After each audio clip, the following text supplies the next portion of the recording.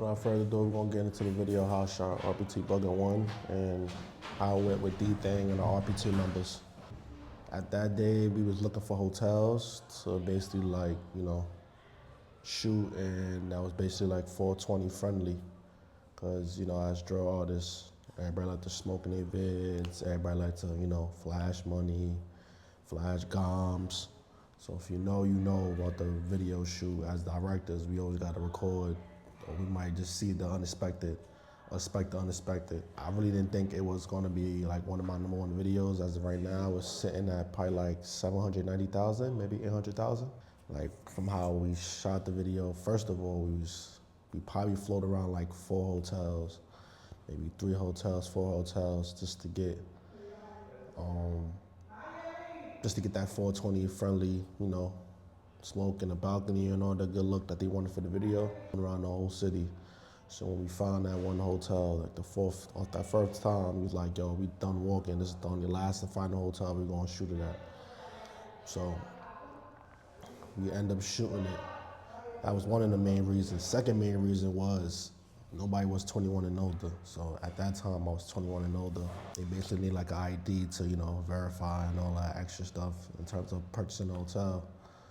So once that ID and that verification got processed, we went to the room.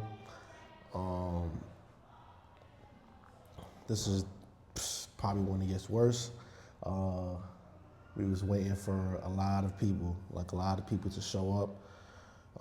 Some of the artists in the features, the artists that was on that feature was coming in late, so it kind of become a hassle of sitting there waiting for it in the hotel. Thank God that they booked and they had it for a 24-hour overnight.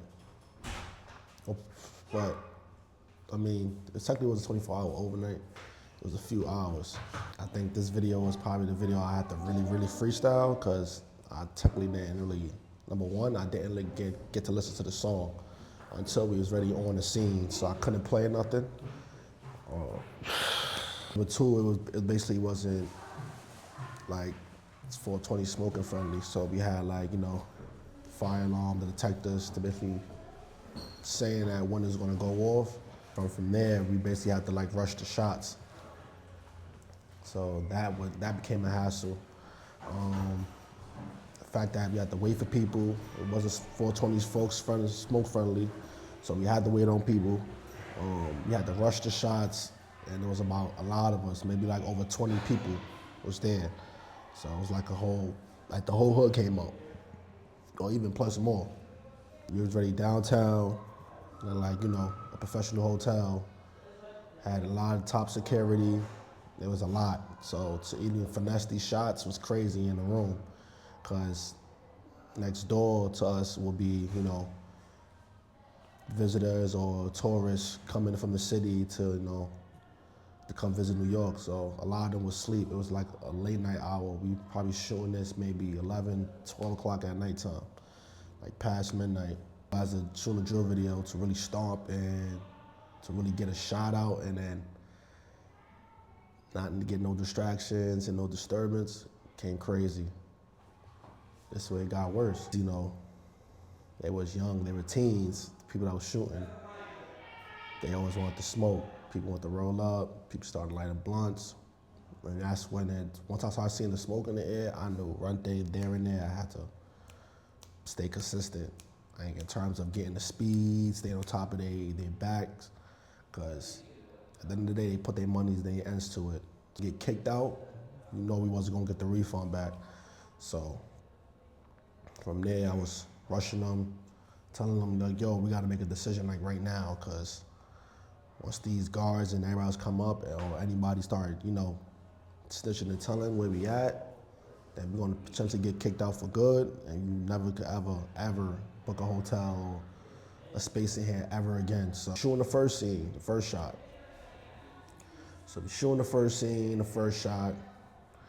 It probably took us maybe over 2 to 5 maybe takes, because we had to he basically did that, he was basically getting the calls and the phone calls.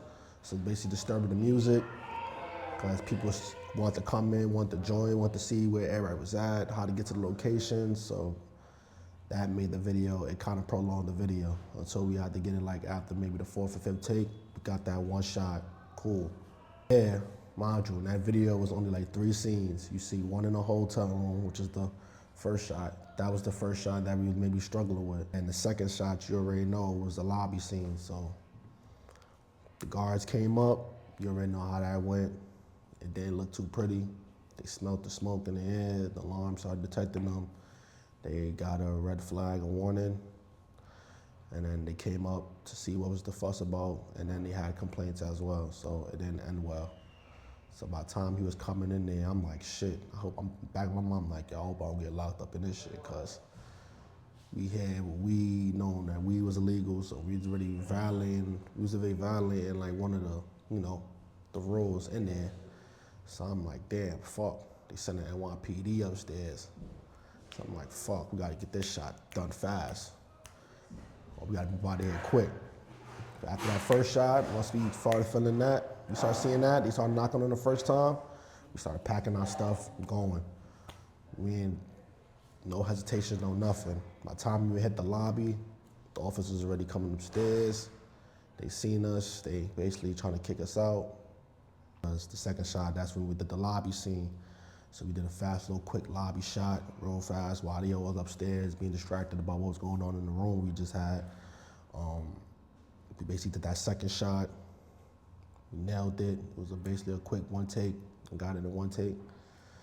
After that, got out, we walked up out that hotel, because if we'd stood there a little longer, not knowing what everybody was, you know, basically had on the possession of them, I didn't want to put the artists at risk of, you know, losing the opportunity as well as doing a video shoot. But the final part was, actually when we went outside and then basically shooting that, I mean, I think around that time, weed wasn't even legal, so to even get the shots off, we had to get it quick. And then mind you, we already downtown, basically in Midtown, so it was quite hefty. So you know how officers get. They stop a basic group of people that's already look like a gang. After 12 plus, you already know you consider that as a gang. So in New York, we basically shot the third take. Everybody started freestyling. That's when I started really getting like the solo shots of everybody, getting the single shots, that last third take. I feel like that whole video shoot was pretty much a run and gun. Basically controlling them as a crowd was the most difficult part, because you know, as minors, people don't want to listen.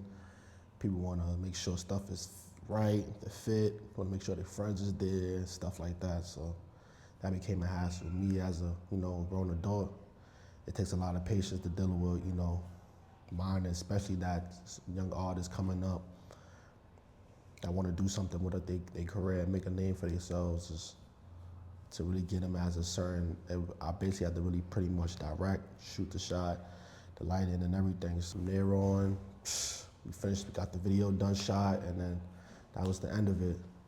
But PSA, man, when you shooting videos, just make sure you have stuff pre-planned and everything. Make sure that artist send that music so you can have stuff planned out, because freestyling a video, it takes a lot. It takes a lot of creativity, it takes a lot of skill, and it takes a lot of knowing your environments and what to do on the last minute draw. So if you like the video, without further ado, man, smash a like, comment, subscribe, hit the bell notification. We're gonna be doing more stories like this, man. I'm telling you, I got plenty more to come. Stay tuned.